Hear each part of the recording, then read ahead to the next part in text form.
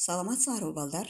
Андемесе бүгүнкү сабагыбыздын темасы Тоголок молдонун иттин доолдай тиктирем деген аттуу тамсили болмокчу. Бүгүнкү сабагыбызда балдар силер чыгарма менен таанышып, аллегориялык сүрөттөөлөрдүн башкы максатын түшүнө аласыңар.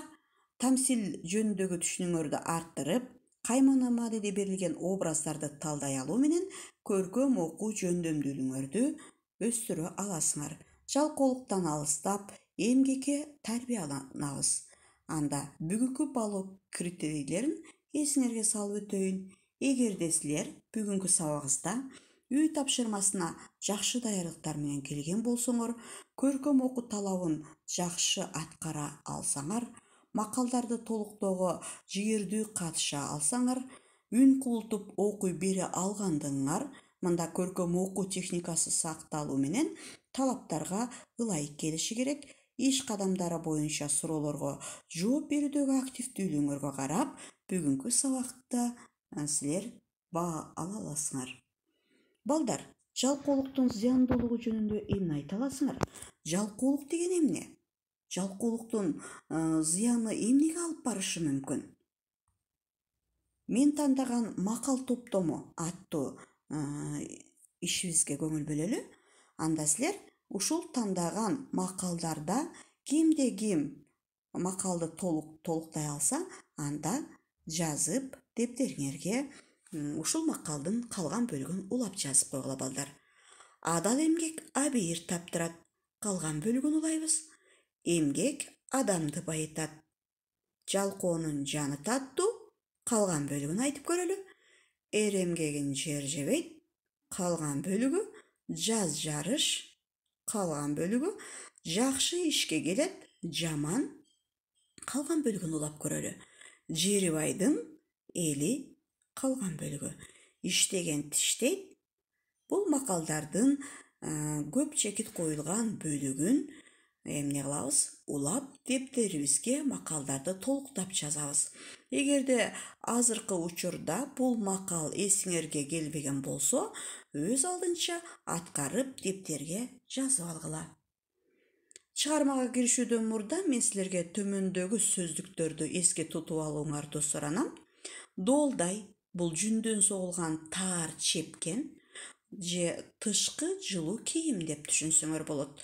Чилде кыш мезгилинин эң суук мезгилин айтабыз, балдар. Эң суук мезгили чилде. Жалчы бул малай деген сөздү туюндурат. Анда текстке көңүл бурабыз.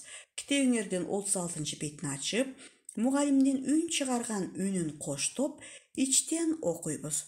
Көркөм окууга көңүл бурабыз. Иттин доолдай тиктирем дегени. Кыш шилдеде курудум, үнүмдү баспай улудум. Бул жүргөнүм кеп эмес, бул иш мага эп эмес. Жадырап, жайнап жаз болсо, байга жалчы жүрөйүн, байдын коюн кайтарып, бир доолдай чепкен кийейин. Жакшыраак байга барайын, акымды бүтүн алайын, доолдай кийип жасанып, оокаттын жайын карайын. Саратан өтүп кыш болду, жаткан жерим муз болду. Бул жорукка көнбөйүн, музда жатып өлбөйүн. Алаңгыча кыш өттү, жадырап жайнап жаз өттү. Ит унутту айтканын, кышында музда жатканын. Тилин салып акактап, көлөкө жерди качырат. Доолдай чыккан эсинен, көлөкөгө жашынат. Түлкү итке кеп айтат, түшүнсүң деп бек айтат. Кышында айткан доолдай бүттүбү итим деп айтат. Түлкүм, мага жүн гана, чыга турган үн гана. Ал чепкенди кылгын деп айта турган тил гана. Чепкен чыгып эсинен керилип жатып алыптыр. Жалкоонун жайы ушундай, жайкалып уйку салыптыр. Балдар, андемесе текстти өз алдыңарча коштоп, окуп машык кыла.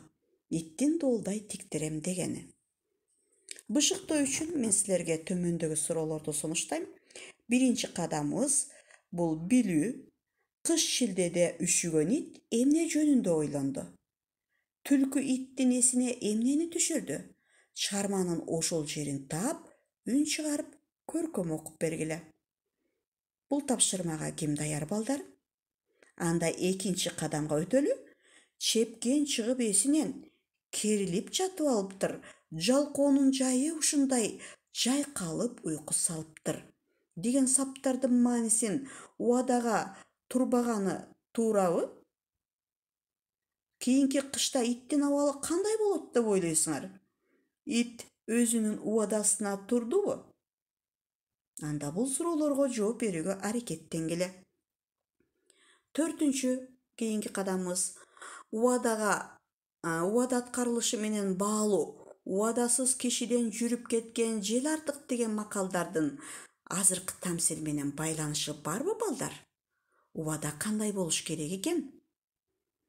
Анда кийинки кадам автордун сөзүн же ит менен түлкүнүн сөзүн ролдоштуруп окуп берүү же үн кубултуп жалгыз окуп берсеңер да болот. Берген убадасына турбаган итке кандай баа бересиңер? Иттин образы аркылуу кандай адамдардын жүрүм-туруму берилди? Бул адамдарга кандай баа бергендигиңерди өзүңөр айтып бергиле. Анда үйгө тапшырма өз алдынча аткаруу көнүгүүсү. Чыгарманын башкы каарманы ким же эмне? Окуя кайсы мезгилде болгон? Бул чыгармада кандай көйгөй болду? Жыйынтыгы кандай аяктады? Каарманга кандай баа бересиң? Чыгарма сени эмнеге үйрөттү? Өзүңөрдүн жоопторуңарды ушул суроолордун тушуна жазып бергиле. Баалуу критерийлерин эске алуу менен бааланасыңар. Үй тапшырмасына даярдык. Мен жана сабактын башталышында силерге тааныштырдым. Макалдарды толуктоого ким катыша алса, үн кубултуп окуп бере алган болсо, иш кадамдары боюнча суроолорго жооп бере алсаңар, анда кайтарым байланышта сөзсүз түрдө бүгүнкү иш аракетиңер бааланат. Рахмат көңүл бөлгөндүңөр үчүн. Анда биздин бүгүнкү